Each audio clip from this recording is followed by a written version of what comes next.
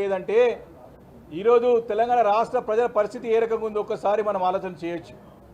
ముఖ్యమంత్రి రేవంత్ రెడ్డి గారి పైన పూర్తిగా విశ్వాసం లేదు ఈరోజు ఎవరికి కూడా. ఈరోజు ఘోరంగా అత్యంత విఫలమైనటువంటి ముఖ్యమంత్రి ఈరోజు రేవంత్ రెడ్డి గారు రాష్ట్రంలో. మరి వారు ఎంతో గొప్పగా ప్రారంభించినటువంటి కార్యక్రమం మరి 99 రోజులు ప్రజాపాలన ప్రగతి ప్రణాళిక అని ప్రారంభం చేసినారు. 99 రోజులను ప్రారంభిస్తే 9 రోజులకే బోర్ల పక్కన పడ్డారు. 99 రోజుల ప్రోగ్రామ్ స్టార్ట్ చేస్తే 9 రోజులకే పడకేసింది. ఈ యొక్క కార్యక్రమానికి అట్టహాసంగా ఎంతో ఆర్భాటంగా ప్రారంభం చేసినటువంటి కార్యక్రమానికి నిధులు లేవు, విధులు లేవు. ఈ యొక్క 99 రోజుల ప్రజాపాలన ప్రగతి ప్రణాళిక కార్యక్రమానికి ఒక విధి విధానాలంటూ లేవు. ఈరోజు దీనికి ఒక రూపాయి లేదు. కాబట్టి 9 రోజుల్లోనే ఘోరంగా మరి విఫలమైపోయి ఈరోజు మరి పరిస్థితి ఏర్పడ్డదంటే ఇదే పని. ఇది మొదటి కార్యక్రమం కాదు. 2.5 సంవత్సరాలుగా ఏ కార్యక్రమం తీసుకున్నా మరి అట్టర్ ఫ్లాప్గా ఘోరంగా విఫలమవుతూ వస్తుంది. అందుకే కాంగ్రెస్ పార్టీకి చెందినటువంటి వారి శాసనసభ్యులకే ముఖ్యమంత్రి గారి పైన నమ్మకం లేకుండా పోతా ఉన్నది. ఇప్పుడు 99 రోజుల యొక్క ప్రజాపాలన ప్రగతి ప్రణాళిక కార్యక్రమం ఎట్లుందంటే అది గాలిలో మేడలు కట్టినట్టున్నది. అది ఎట్లుందంటే బెల్లం లేని భక్ష్యాలు తయారు చేసినట్టు ఉన్నది. కాబట్టే ఈరోజు ఎమ్మెల్యేలు కానీ ఎవరు కూడా గ్రామాల పోలేని పరిస్థితి ఉన్నది. ఈరోజు ఈ కార్యక్రమం ద్వారా ఏదో తూతూ మంత్రంగా నామమాత్రం చేస్తున్నామా అంటే చేసాడు బ్యానర్ పెట్టుకొని అక్కడ ఫోటోలు పెట్టి ముఖ్యమంత్రి గారికి సంతృప్తి పరిచే కార్యక్రమం నడుస్తుంది తప్ప నిజంగా అది ఎలాంటి కార్యక్రమం జరుగుతలేదు. కాంగ్రెస్ పార్టీ యొక్క పరిస్థితి ఏ రకంగా ఉందంటే దాదాపు 2.5 సంవత్సరాలు కావస్తూ ఉన్నది. దాదాపు వాళ్ళ 50% టైం అయిపోయింది. ఇక కాంగ్రెస్ పార్టీ పని ఎట్టుందంటే దీపం ఉండగానే ఇల్లు చక్కదిద్దుకోవాలనే పరిస్థితుల్లో ఈరోజు ఎమ్మెల్యేలు, మంత్రులు, కాంగ్రెస్ పార్టీ నాయకులు, ముఖ్యమంత్రి గారు అందరి పరిస్థితి కనపడతా ఉన్నది. మరి పదే ఢిల్లీకి చక్కర్లు కొట్టుకుంటూ ఈరోజు కూడా పోతున్నాడు ముఖ్యమంత్రి గారు. మళ్ళీ 67 సార్లు పోతా ఉన్నాడు. మళ్ళీ కూడా అక్కడ వెళ్ళి తమ మూట అప్పయ్యపనికి తన కుర్చీ కాపుకోవడానికి అదే ప్రయత్నం తప్ప ఇక్కడ స్థానికంగా ప్రజల ఎదుర్కొన్న సమస్యల గురించి ఆలోచన లేదు. దాని గురించి ముందు వెళ్ళసుకోవాలన్నటువంటి ఒక ప్రణాళిక లేదు. ఈరోజు ఎంత ఘోరమైన పరిస్థితి ఉందంటే ఇది ఊళ్ళలో, గ్రామాలలో సొంత డబ్బులతో ఇల్లు కట్టుకుంటే ఈ కాంగ్రెస్ పార్టీ నాయకులు, మంత్రులు పోయి రిబ్బన్ కట్టడానికి పోతున్నారు. వాళ్ళేమో ప్రజలు 1000 కళ్ళతో ఎదురు చూస్తున్నారు. మాకేమో డబ్బులు వస్తాయేమని చెప్పేసి ఇల్లు కట్టుకుంటే ఇందిరా మిల్ల పేరే పైసలు వస్తాయేమనుకుంటే ఒక్క రూపాయి వేయట్లేదు. కానీ ప్రజలు సొంతంగా కట్టుకుని ఇళ్ళకి పోయి రిబ్బన్ కట్ చేస్తానికి మాత్రం ఈ మంత్రులు, ఎమ్మెల్యేలు లైన్ కడుతున్న సంగతి ఈ సందర్భంగా మనవి చేస్తూ ఉన్నాను. ప్రజలు పూర్తిగా ముఖ్యమంత్రి గారి నాయకత్వం పట్ల, ఈ ప్రభుత్వం పట్ల పూర్తిగా విశ్వాసం కోల్పోయింది. అందుకే వారి శాసనసభ్యులు కూడా వారికి అంటే మీటింగ్ అటెండ్ అయ్యడానికి మరి సుముఖత వ్యక్తం చేస్తలేరు. మొన్న జరిగిన ఎన్నికల్లో కాంగ్రెస్ పార్టీతో కలిసి పనిచేసేటువంటి సిపిఐ కూడా ఈ ప్రభుత్వం ఘోరంగా విఫలమైంది.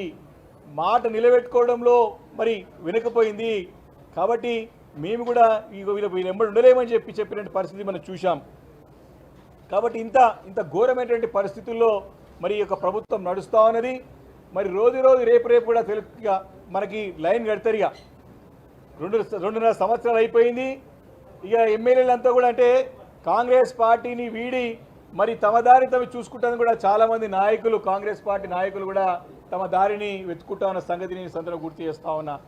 మరి రేవంత్ రెడ్డి గారి నాయకత్వంలో పనిచేయడానికి ఎవరు సిద్ధంగా లేరు. ప్రభుత్వం ఘోరంగా విఫలమైంది.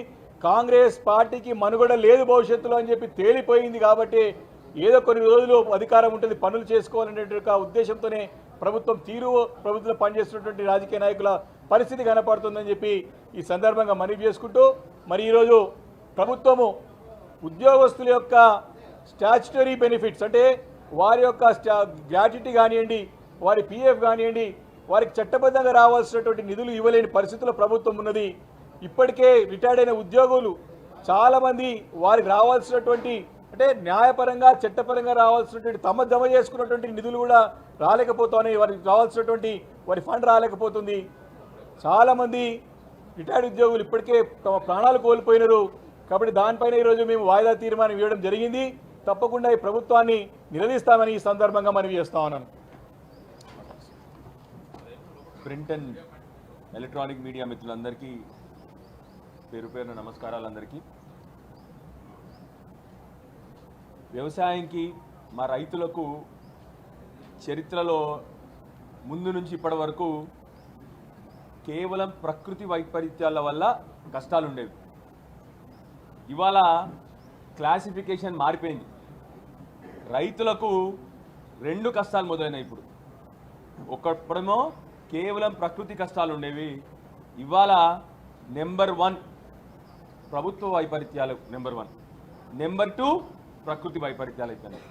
ప్రతి ఒక్క రైతు ఇన్నేళ్ళు బాధపడి కష్టపడితే కేసీఆర్ గారు తెలంగాణ సాధించిన తర్వాత గత 9.5 సంవత్సరాల్లో రైతుని రాజు చేయాలి, రైతు మంచిగా కడుపు నిండా తినాలి, రైతు సుఖంగా ఉండాలి, ఒక రైతుకి రైతని చెప్పగానే అమ్మాయిల ఆడవాళ్ళందరూ వచ్చి పెళ్లి చేసుకోవాలి అని చెప్పి బ్రహ్మాండంగా కేసీఆర్ గారు ఉన్నట్టు టైంలో రైతుల భూముల విలువ పెరిగింది, రైతుల విలువ పెరిగింది.